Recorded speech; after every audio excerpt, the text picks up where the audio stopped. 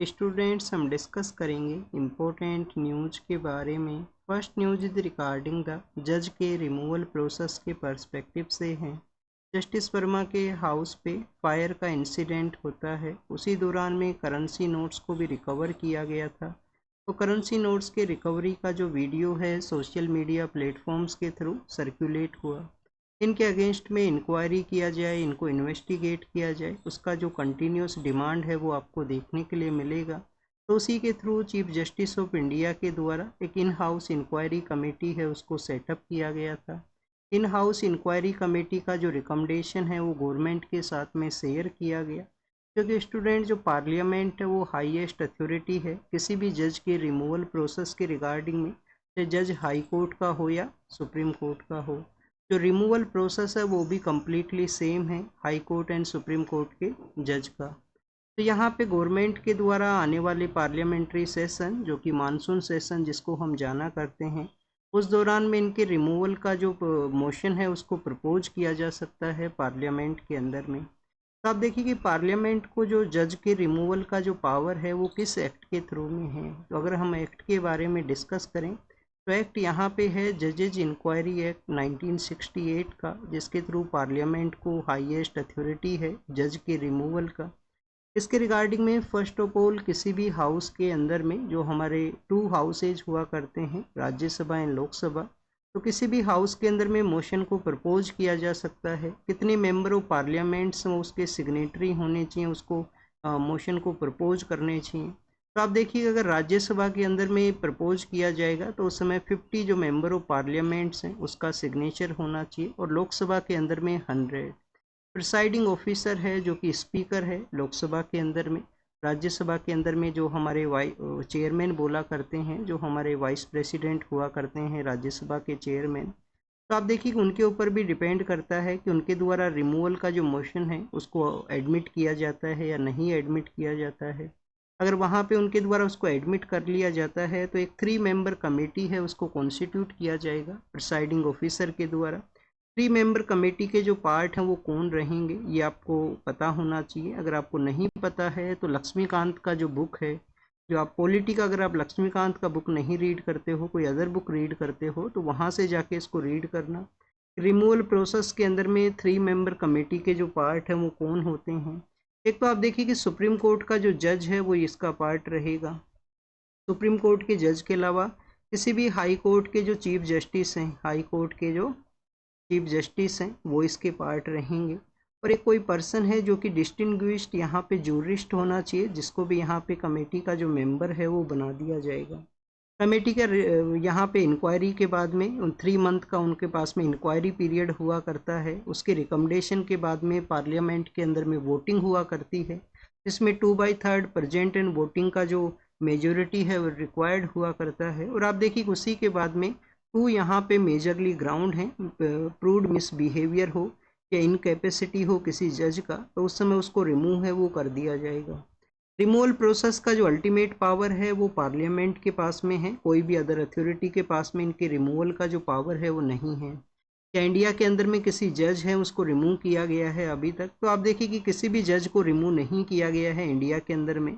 और आपको जिन भी जज के अगेंस्ट में रिमूवल का जो प्रोसेस है उसको प्रपोजल का अगर सिचुएशन आया तो उन्होंने उसी से पहले अपना जो रेजिग्नेशन है उसको सबमिट कर दिया।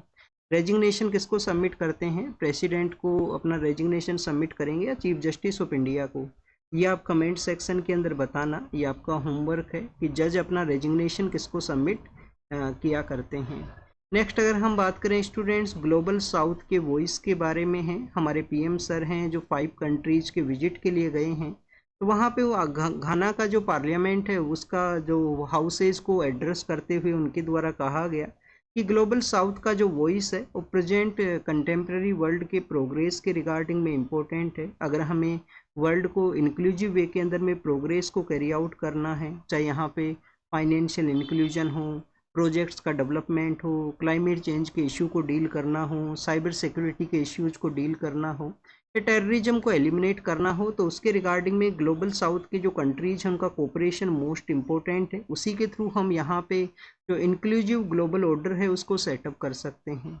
तो तो ग्लोबल साउथ के इम्पोर्टेंस के बारे में बताया गया। घाना के अंदर में जो हाईएस्ट ओनर है वो भी हमारे पीएम सर को दिया गया है, जो कि आपको काफ़ी सारे ऐसे कंट्रीज हैं जहाँ पे विजिट करते हैं पीएम सर, तो उस समय उनका हाईएस्ट जो ओनर अवार्ड है वो इनको काफ़ी पिछले प्रीवियस ईयर्स के अंदर में मिला है।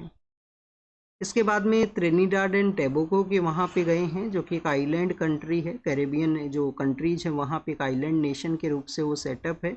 Just northern part of the Latin America का जो मेन टेरिटरी है वेनेजुएला एंड गुयाना का, उसके नॉर्दर्न पार्ट के अंदर में। नेक्स्ट अगर हम बात करें स्टूडेंट, दिल्ली एनसीआर रीजन के अंदर में आप देखिए कि गवर्नमेंट के द्वारा एक डिसीजन लिया गया था कि व्हीकल अगर यहाँ पे कोई भी डीजल व्हीकल है उसका 10 ईयर का लाइफ टाइम है, 10 ईयर के बाद का अगर वो है तो उसको फ्यूल से डिनाई कर दिया जाएगा। कोई पेट्रोल का व्हीकल है तो उसको 15 ईयर से ज़्यादा का अगर समय हुआ है तो उनको जो यहाँ पे बेसिकली जो फ्यूल है वो नहीं प्रोवाइड किया जाएगा। चाहे यहाँ पे डीजल हो या पेट्रोल हो, फ्यूल उनको नहीं प्रोवाइड किया जाएगा पेट्रोल पंप्स के थ्रू में। फिर स्टूडेंट्स उसका आप देखिए कि पब्लिक के द्वारा उसके अगेंस्ट में प्रोटेस्ट किया गया, पब्लिक के द्वारा उसके अगेंस्ट में अपना वॉइस को रेज किया गया। तो दिल्ली गवर्नमेंट के जो मिनिस्टर हैं उनका स्टेटमेंट है कि यहाँ पे जो किसी भी व्हीकल को एंड करना या उसको आप देखिए कि यहाँ पे अरेस्ट कर लेना, उसको सीज कर लेना, ये जो पावर है वो अलाउ नहीं किया जाएगा। उसको वापस से अपने डिसीजन को चेंज करने के बारे में कहा गया है। Commission for air quality and management को उनके द्वारा, commission for air quality and management उनको उनके द्वारा लेटर है वो लिखा जाएगा।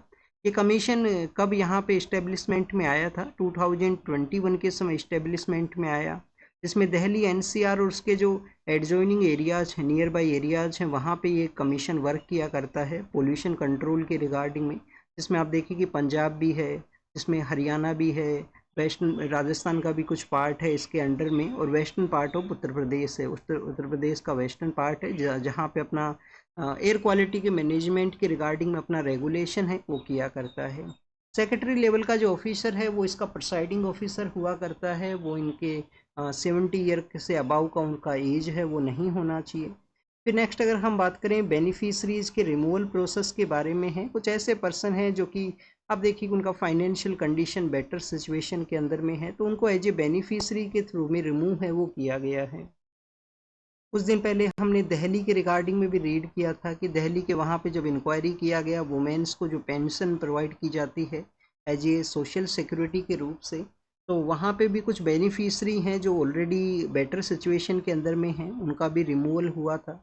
अब ये बेसिकली महाराष्ट्र के बारे में है। वहाँ पे एक स्कीम है जो कि इलेक्शन के दौरान में भी काफ़ी ज़्यादा न्यूज़ में रहा था। लड़की बहन योजना है, लड़की बहन योजना है, जिसके थ्रू कुछ फाइनेंशियल सपोर्ट प्रोवाइड किया जाता है। तो उसी में यहाँ पे जो एलिजिबल पर्सनस हैं उनको बेसिकली रिमूव किया गया है, जो कि इंडिपेंडेंट फाइनेंशियल कंडीशन जिनका बेटर है।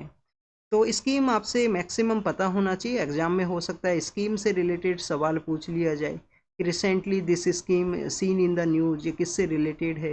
या आपसे मेंस के पेपर के अंदर में आपसे कोई सवाल हुआ कि वुमेन्स को जो इलेक्शन के अंदर में जो सपोर्ट प्रोवाइड किया जाता है क्या वो बेटर है, क्या ये फ्री बीज का एक पार्ट नहीं है सोसाइटी के अंदर में, क्या डिवाइड को तो नहीं क्रिएट करता है, क्या इलेक्शन जीतने के लिए पॉलिटिकल पार्टीज के लिए एक इजीली ऑप्शन तो नहीं है कि उनके द्वारा इस तरीके से फाइनेंशियल सपोर्ट दिया जाएगा। तो ऐसे आपसे सवाल हो सकते हैं। आपको कुछ स्कीम्स के नाम आप कोट करोगे उस आंसर के अंदर में, तो इस वजह से आपको थोड़ा बहुत पता भी होना चाहिए। नेक्स्ट अगर हम बात करें स्टूडेंट्स, एक रिलीजियस यात्रा के बारे में है। उत्तराखंड में ये 4 धाम यात्रा है वो हुआ करती है। 4 धाम यात्रा के उस रूट के ऊपर में लैंडस्लाइड का इंसिडेंट और लिटिल बिट आप देखिए कि डिफ़िकल्टीज हैं वो देखने के लिए मिली हैं, बट काफ़ी सारे लोग हैं वो अपना रिलीजियस पिलग्रिमेज है उसको कैरी आउट करते हैं। कुछ समय के लिए इसको रोका भी गया है। इन्वायरमेंटलिस्ट पर्सनस इसके रिगार्डिंग में कंसर्न्स को रेज करते हैं, जो प्रोजेक्ट्स हैं उसके रिगार्डिंग में कंसर्न को रेज करते हैं। कौन से 4 इंपॉर्टेंट रिलीजियस प्लेसेज हैं जहाँ पे ये यात्रा कंडक्ट होती है। इसमें आप देखिए कि केदारनाथ है, बद्रीनाथ है, उसके बाद में यमुनोत्री एंड गंगोत्री का जो एरिया है जो कि रिवर के सेक्रेडनेस के रिगार्डिंग में इम्पोर्टेंट है। ये यहाँ पे पॉलिटिकल पार्टीज़ के डिसीजन के बारे में है कि वो यहाँ पे किसी अदर पॉलिटिकल पार्टी के साथ में अलाइंस में नहीं रहेंगे। आप देखिए कि जो कोई भी पॉलिटिकल पार्टी है जो अपना एक अलाइंस को फॉर्म करते हैं, अलाइंस उनका हो सकता है प्री पोल के अंदर में ना रहे तो पोस्ट पोल के अंदर भी वो अपना अलाइंस है वो बना सकते हैं। और इसका किसी भी तरीके से इम्पैक्ट नहीं होता है। कभी भी अगर कोलिशन का गवर्नमेंट बनता है तो अल्टीमेट जो मिनिमम नंबर्स का रिक्वायरमेंट है वो पूरा होना चाहिए। वो नंबर्स अगर पूरे हैं तो उस ग्रुप को इनवाइट कर लिया जाता है गवर्नमेंट फॉर्मेशन के रिगार्डिंग में। पिछले कुछ दिनों में हमने देखा था कि जो इंडिया और यूएस का एक मिनी ट्रेड डील है वो एग्जिस्टेंस में आ सकता है।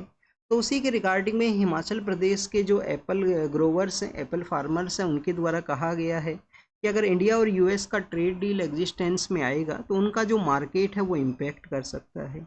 अब आप देखिए कि स्टूडेंट्स, हमारे यहाँ पे जो एप्पल का जो प्राइस है ऑलरेडी काफ़ी आपको ज़्यादा देखने के लिए मिलता है। अगर आप प्रिपरेशन फेज के अंदर में हैं, अगर आप नॉर्मल जो फाइनेंशियल सिचुएशन है वो नॉर्मल सिचुएशन के से बिलोंग किया करते हों, तो आप देखिए कि एप्पल को परचेज करना एक वन काइंड ऑफ डेट इसको यहाँ पे लग्जरी आइटम के रूप से कंसिडर किया करते हैं और काफ़ी रेयरली समय में पर्सन इसको परचेज करता है, स्पेशली जो प्रिपेयरिंग स्टूडेंट है, पुअर बैकग्राउंड से आने वाले जो लोग हैं। अगर डील वहाँ पे होता है और आप देखिए कि यूएस से अगर एप्पल इंडिया के अंदर में आता है तो इसका एक बेनिफिट ये भी रहेगा कि जो पुअर पर्सनस हैं वो भी इसको कंज्यूम कर पाएंगे, वो भी इसको परचेज है वो कर पाएंगे, उनके लिए कंजप्शन है वो इम्प्रूव होगा। वैसे भी इस एप्पल के रिगार्डिंग में तो एक कोटेशन है वो आपने बचपन में ही रीड किया होगा कि 1 Apple a day keeps the doctor away. तो इस तरीके से इसको हेल्दी बताया करते हैं हेल्थ के रिगार्डिंग में। अब यहाँ पे हिमाचल प्रदेश के जो फार्मर्स हैं उनका यही कंसर्न है कि चीपर एप्पल का जो प्राइजेज रहेंगे मार्केट के अंदर में और यूएस का जो एप्पल है वो डोमिनेट करेगा, इंडियन जो एप्पल्स का जो प्राइस है वो नहीं मिल पाएंगे। हमारे इंडिया में कहाँ कहाँ पे एप्पल का जो प्रोडक्शन हुआ करता है, मेजरली हमारे यहाँ पे जो जम्मू एंड कश्मीर का जो रीजन है वो डोमिनेट करता है। जम्मू एंड कश्मीर के अंदर भी अगर हम बात करें, सोपोर नाम का एक डिस्ट्रिक्ट है। कौन सा डिस्ट्रिक्ट है स्टूडेंट? सोपोर है। सोपोर डिस्ट्रिक्ट है वो डोमिनेट करता है। सोपोर आप देखिए कि बांदीपुरा डिस्ट्रिक्ट है, सोपोर डिस्ट्रिक्ट है, इसी के मिडिल पार्ट के अंदर में वुलर लेक है जो आप काफ़ी बार रीड करते होंगे जम्मू एंड कश्मीर के बारे में। वुलर लेक वहीं पे ही सिचुएटेड है। इसको इंडिया का एप्पल कैपिटल भी बोला करते हैं सोपोर डिस्ट्रिक्ट को। तो वहाँ पे मेजरली डोमिनेटेड है। फिर कुछ पार्ट आपको हिमाचल प्रदेश एंड उत्तराखंड के वहाँ पे भी एप्पल का जो प्रोडक्शन है वो देखने के लिए मिलेगा। हमारे यहाँ पे क्या एप्पल ओरिजिनली वे के अंदर में क्या इंडिया का एक नेटिव स्पीसीज है। तो आप देखिए कि जो मेजरली जो एप्पल का जो मेजरली प्रोडक्शन हुआ करता था एंशियंट समय में वो हुआ करता था सेंट्रल पार्ट ऑफ एशिया के अंदर में। सेंट्रल एशिया के अंदर में डोमिनेटेड ये स्पीसीज हुआ करता था, वहाँ पे इसका प्रोडक्शन होता, उससे अदर पार्ट के लिए इसका स्प्रेड हुआ है।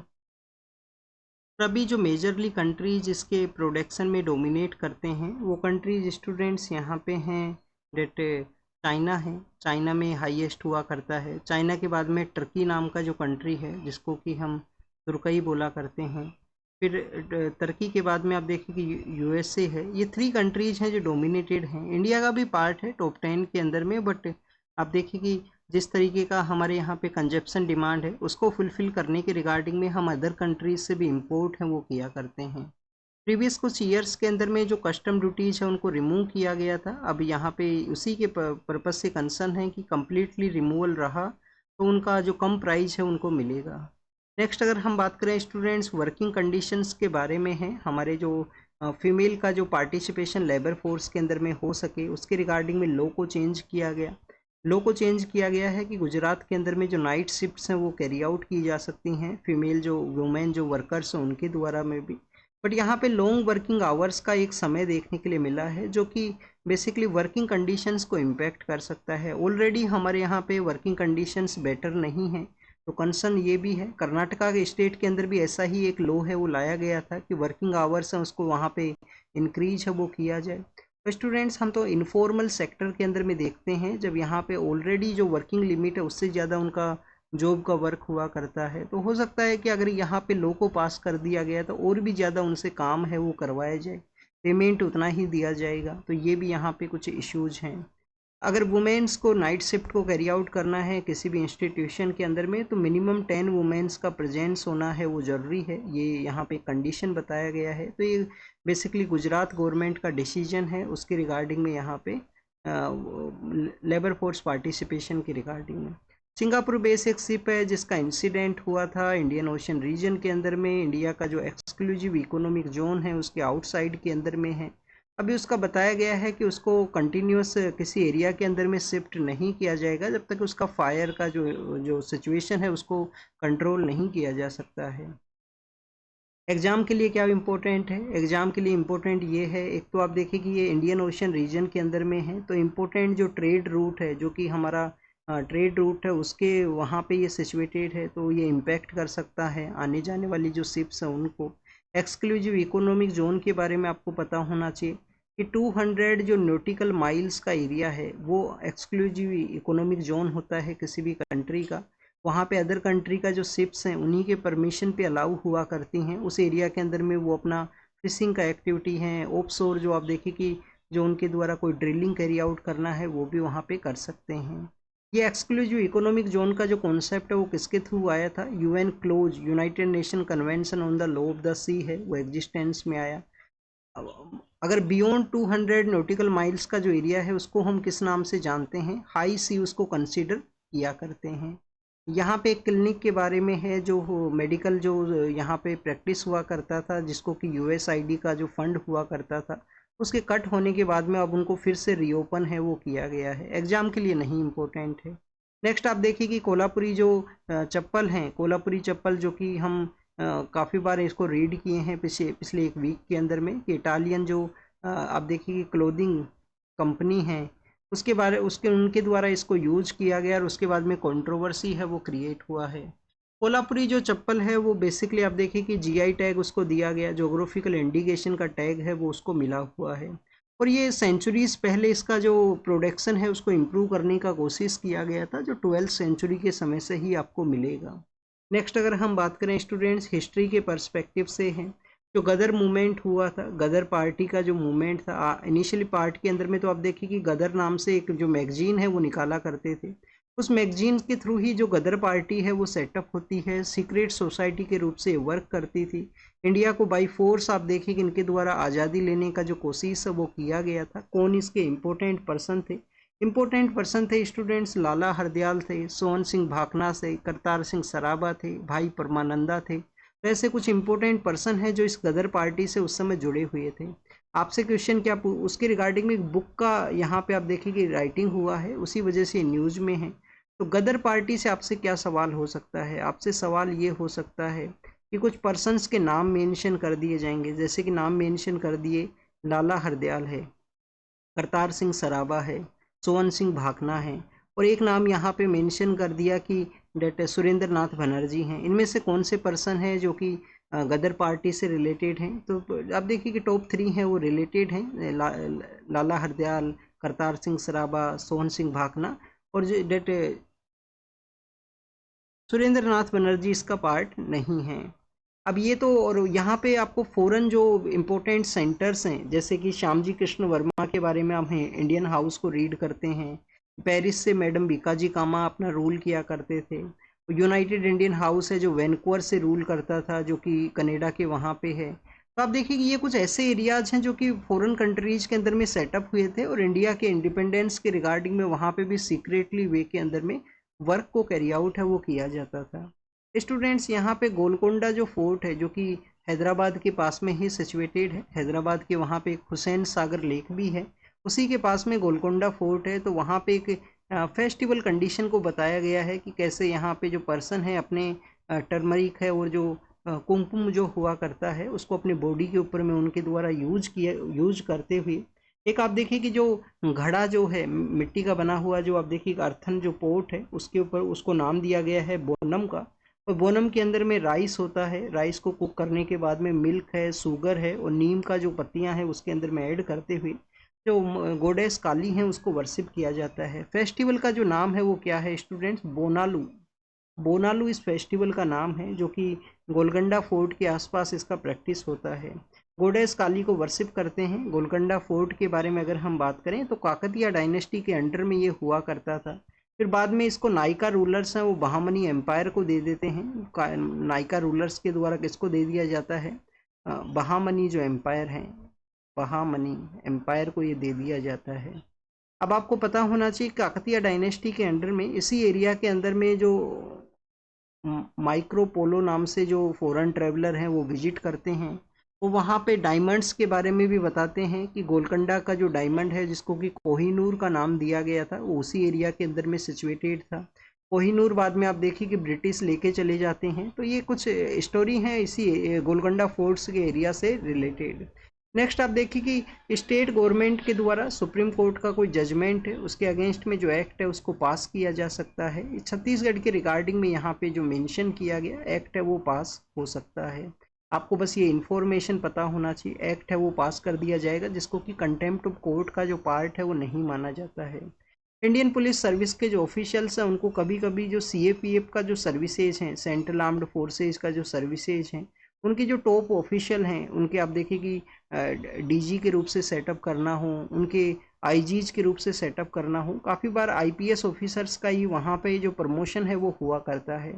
तो CAPF का जो ऑफिशियल्स है उनका डिमांड ये है कि उनका प्रमोशन काफ़ी डिले हुआ करता है। जैसे असिस्टेंट कमांडेंट के रूप से रिक्रूटमेंट है तो उनका कमांडेंट पोस्ट के ऊपर ही पहुंचना काफ़ी ईयर्स के अंदर में पॉसिबल हो पाता है, काफ़ी ईयर ऑफ सर्विस के बाद में। तो यहाँ पे इनका अपॉइंटमेंट है वो कम किया जाए। सुप्रीम कोर्ट का भी एक जजमेंट था जिसके अंदर में कहा गया था, संजय प्रकाश केस है जिसमें कहा गया था कि अपॉइंटमेंट प्रोसेस है वो ईयर बाय ईयर यहाँ पे गवर्नमेंट कम करे IPS ऑफिसर्स का, जिसके थ्रू जो CAPF के जो ऑफिशियल हैं उनका ही प्रमोशन रहे उनके सर्विसेज के अंदर में। इंफॉर्मेशन एंड ब्रॉडकास्टिंग जो मिनिस्ट्री है आने वाले समय के अंदर में अमेंडमेंट्स ला सकती है TV रेटिंग एजेंसीज के बारे में। अभी तो आप देखिए कि हमारे यहाँ पे बार्क एक एजेंसी है जो कि यहाँ पे रेटिंग का जो प्रोसेस है, जो TRP का जो प्रोसेस है उसको कैरी आउट करता है। ये जो कंट्रोवर्सी है 2020 के समय भी न्यूज़ के अंदर में था। TV जो चैनल्स हैं उसके रेटिंग के रिगार्डिंग में कुछ न्यूज़ चैनल्स ने अपना रेटिंग को चेंज किया, कुछ ने अपने देखे कि वहाँ पे मोर उनका जो लोग देखने लगे हैं, क्या मनी का वहाँ पे यूज हुआ था, ऐसे एलिगेशंस वो लगे थे 2020 के समय में। फिर नेक्स्ट अगर हम बात करें स्टूडेंट्स प्लास्टिक के बारे में है, क्या प्लास्टिक जो आप देखिए कि लोगों का जो लाइफ है उसको तो इजी किया है, उनको कंफर्टनेस को प्रोवाइड किया है, बट ओवरऑल हेल्थ के ऊपर भी इम्पैक्ट अब आने लगे हैं। तो माइक्रो प्लास्टिक का बॉडी के अंदर में प्रेजेंट होना, स्मॉल स्मॉल जो यहाँ पे प्लास्टिक्स हैं जिनका प्रेजेंट होना। इसके अलावा आप देखिए कि एंडोक्राइन जो डिस्ट्रप्टर के रूप से भी इसका वर्क देखने के लिए मिला है कि हमारा जो हार्मोनल जो बैलेंस है उसको भी ये इम्पैक्ट करता है। अगर हम यहाँ पे प्लास्टिक का जो प्रोडक्ट्स हैं उसके थ्रू अपना फूड को कंज्यूम करते हैं तो एंडोक्राइन यहाँ पे एंडोक्राइन जो डिस्ट्रप्शन केमिकल्स हैं उसका भी आप बॉडी के अंदर में प्रेजेंस है वो प्लास्टिक की वजह से इंक्रीज होता है। हार्मोनल जो इम्बैलेंस है, हार्मोनल सिस्टम में इंटरफेरेंस को करना, क्रोनिक डिजीज को इंक्रीज करना, और बिसफिनोल ए नाम से जो यहाँ पे प्रोडक्ट है, ये कुछ यहाँ पे प्रोडक्ट बताए गए हैं जिसकी वजह से ये जो इम्पैक्ट है वो देखने के लिए मिला है। इसके बारे में UPSC ने प्रीलिम्स के पेपर के अंदर में क्वेश्चन पूछा था कि जो बिसफिनोल ए है ये बेसिकली क्या है, किसके रिगार्डिंग में है, ये UPSC ने एक बार क्वेश्चन है वो पूछ लिया था। तो ऐसे आपको पता होना चाहिए जब भी बेसिक्स आप रीड करते हो। नेक्स्ट अगर हम बात करें वर्ल्ड के बारे में है, वर्ल्ड के अंदर में US के पर्पज़ से कांग्रेस के अंदर में उनका एक बिल था उसको कि पास किया गया है, तो एग्ज़ाम के लिए नहीं इम्पोर्टेंट है। इथोपिया जो कि आप देखिए कि ब्रिक्स के भी मेंबर हैं प्रेजेंट समय में, हॉर्न ऑफ अफ्रीका रीजन में ये इनका जो कंट्री है वो सिचुएटेड है। अब इथोपियन जो पर्सन है जिनको कि आप देखिए कि नोबेल पीस प्राइज़ दिया गया था 2018 का जो पीस प्राइज़ है वो उनको दिया गया था, 18 या 19 का दिया गया था स्टूडेंट। तो इथोपिया के जो पॉलिटिकल लीडर हैं उन्होंने कहा है कि जो ब्लू नाम का जो नाइल है, ब्लू नाइल जो है, ब्लू नाइल के वहाँ पे आप देखिए कि इनके द्वारा जो डैम बनाया गया है, जो इथोपिया के डैम को नाइबर कंट्री है वो अपोज करता है, वो आने वाले समय के अंदर में एग्जिस्टेंस में आएगा। नाइल रिवर का जो मेन ट्राइब्यूटरी है blue Nile and white Nile हैं, जो कि 70-80% ऑफ वाटर है जिसको कि कैरी करते हैं वो नाइल रिवर का। और ये जो नदी है ये बेसिकली इथोपिया से लेकर सूडान तक इसका फ्लो हुआ करता है और उसी के ऊपर डैम है वो बनाया गया है। नेक्स्ट अगर हम बात करें जर्मनी के जो चांसलर हैं उनके द्वारा यूरोपियन यूनियन के लीडर्स से कहा गया कि एक ट्रेड डील को साइन किया जाए US के साथ में, जिससे कि टैरिफ है उसको रिड्यूस किया जा सके। तालिबान के द्वारा डिनाई किया गया है कि US के एक पर्सन है जिनको कि किडनैप हो चुके हैं जो कि अफगानिस्तान के वहाँ पे 2022 के दौरान में। तालिबान का किसी भी तरीके से इन्वॉल्वमेंट है वो नहीं है। रसिया के जो पॉलिटिकल लीडर हैं उनका स्टेटमेंट है कि अभी उनके द्वारा यूक्रेन के रिगार्डिंग में कोई भी जो ऑब्जेक्टिव है उसको गिव अप नहीं किया गया है, क्योंकि अगर यूक्रेन का जो मेनली टारगेट है उसको अचीव किया जाएगा। मेन टारगेट क्या था कि यूक्रेन यहाँ पे नाटो का जो फोर्स है उसको ना ज्वाइन करे, और यूएस ने आप देखिए अपना जो सप्लाई है उसको भी रिड्यूस किया है, और किसी भी तरीके से रसिया यूक्रेन कन्फ्लिक्ट है उसको रिजोल्व करवाया जा सके। एमनेस्टी इंटरनेशनल 2015 का जो प्रीलिम्स का पेपर था उसमें एक क्वेश्चन पूछा गया था। एमनेस्टी इंटरनेशनल है वो क्या है? ह्यूमैनिटेरियन ऑर्गेनाइजेशन है। आप देखिए कि उनके द्वारा कहा गया कि स्टारवेशन को एक मेन टूल के रूप से यूज किया गया है इजराइल के द्वारा गजा स्ट्रिप के अंदर में जीनोसाइड के रिगार्डिंग, और वहाँ पे फिर से स्ट्राइक किया गया, कुछ लोगों का डेथ हुआ। तो this is all the information related to the today's newspaper. आप इसको रीड कीजिए, रिवाइज कीजिए, जो भी इन्फॉर्मेशन आपको मिला है उसको नोट डाउन कीजिए। Thank you students, thank you very much.